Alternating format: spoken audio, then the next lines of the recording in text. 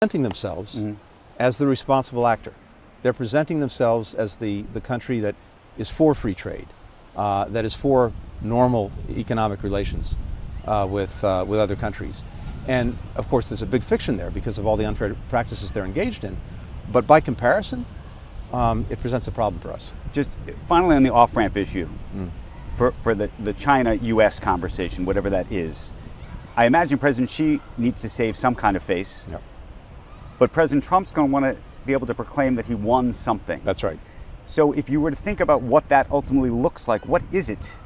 And when you think about the various sort of chess pieces, TikTok, for example, how do you use these pieces? Look, you may be able on TikTok to cut a deal whereby the Chinese allow something to go ahead so that there's new effective ownership of TikTok, or at least the algorithm, which is really what's key. Maybe that's part of the deal. Do you think that they will release the algorithm? Because part of this whole issue is we, the U.S., have said over and over again that this is a national security threat. Right. And so if you make a deal without the algorithm... It doesn't work. It doesn't work. Look, there are a variety of places where this could go. It could mean the Chinese buying more stuff. It could mean them ending some of the overcapacity practices they've been in, where they're swamping a community with underpriced stuff that pushes our businesses out of business and does grievous harm to our own communities.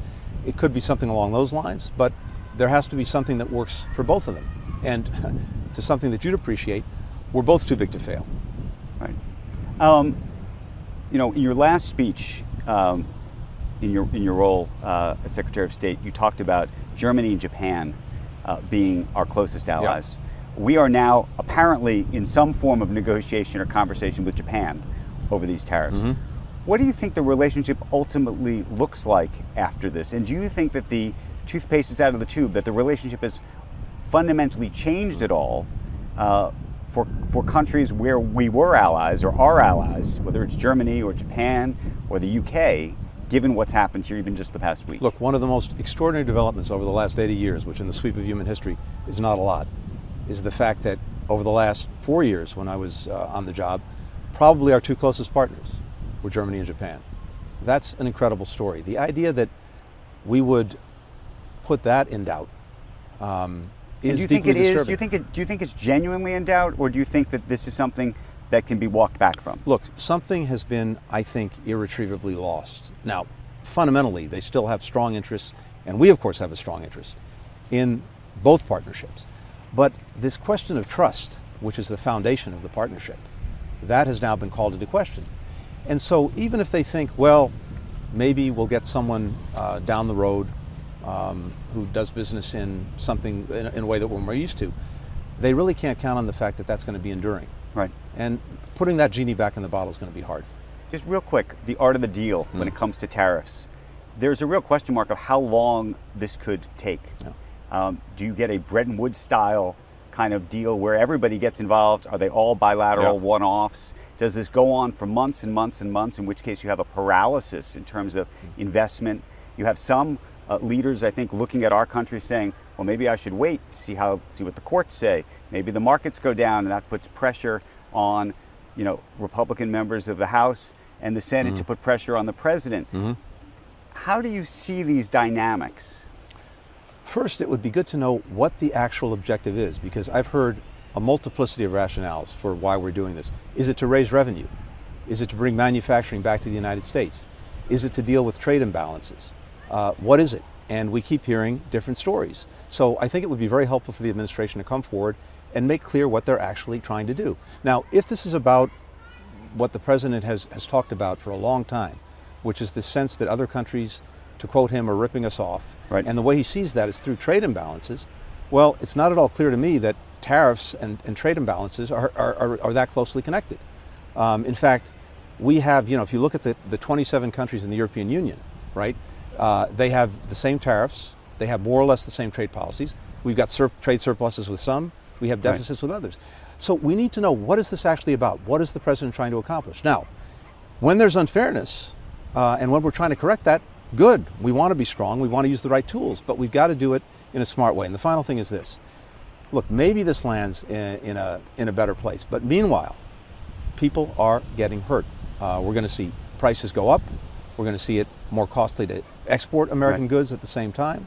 The people who are really going to bear the brunt of that will be consumers who are in the middle class and the lower class, for whom the price of basic things is going to go up. And for American manufacturers, Andrew, and you know this so well, yeah, great, we want more American exports, except that so many of our exports have components that are coming from somewhere else. If their prices go up, our prices go up and will be less competitive. Is there any way in your mind this could end well?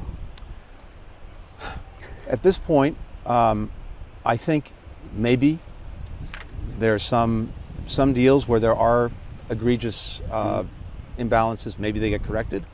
But I am more than deeply concerned that the message that we've sent to the world is you can't count on, you can't trust America. And the net result of that is they'll be looking for ways to work around us, away from us, and that's not going to be good for us. I want to pivot to Iran for just a moment. President Trump saying that the U.S. will have direct talks with Iran on Saturday, apparently to discuss a nuclear deal. Iran officials are saying that this is not going to be a direct conversation, it will be an indirect conversation. What do you think is really happening? Well, first, if there are talks, whether they're direct or indirect, I applaud that, because it's good if we're talking, and it's good if we're trying to do something about the nuclear program. My sense is that President Trump would like a deal. He'd prefer to get a deal than to have to use military means. One, he doesn't want another war. Two, military means in dealing with their nuclear program less effective than actually having a durable agreement. And we had that agreement. We had the agreement that President Obama reached. We had their nuclear program in a box. Unfortunately, President Trump tore it up. At the time, he said that he was going to produce a better deal. He didn't. Now there's an opportunity. And why is there an opportunity? Because Iran is at its weakest point in a long time. Why is that the case? In large part because of the work that we were able to do with Israel, both to protect Israel from the attacks that it endured from Iran, bringing together a whole coalition of countries, including in the region, to defend Israel, and also to work with Israel on calibrating its response so that it took out Iran's missile air defenses, and it put Iran in the weakest position. Iran's lost its proxies in Hezbollah, in Hamas, in Assad in Syria. This is the moment for a deal, and I hope that the president seizes it. When you think about Israel and you think about getting the hostages back, and this is something I know you worked so very hard on, how much credit do you think you and the Biden administration deserve? How much credit do you believe that the Trump administration deserves for the hostages that came back on during his tenure? Well, look, I'm more than happy to share the credit, because the most important thing is the result that we had for 6 weeks. Hostages back, conflict held in abeyance, Palestinians getting the assistance that they so desperately need. It's a wonderful thing that happened after so much trauma, so much tragedy, so much suffering. Now, the deal itself was the deal that President Biden put out there. We negotiated, we got done, but I'm glad we worked actually very closely with Steve Witkoff in the end to get it over the finish line. But here's the problem. That produced a 6-week ceasefire. It got hostages back. But there had to be something that followed in order for that ceasefire to be enduring. We put down a plan, and we left a plan for the next administration for how to make it enduring. Bringing in the Arabs, bringing in other partners to try to fill the vacuum so that Israel could leave Gaza and Hamas wouldn't fill in. Unfortunately, more than unfortunately, tragically, that seems to have been dropped. I want to ask you about Ukraine. Really, actually wanted to ask you, when you watched the press conference with President Trump and Vance and Zelensky, again, it's a similar question to maybe the Rose Garden ceremony.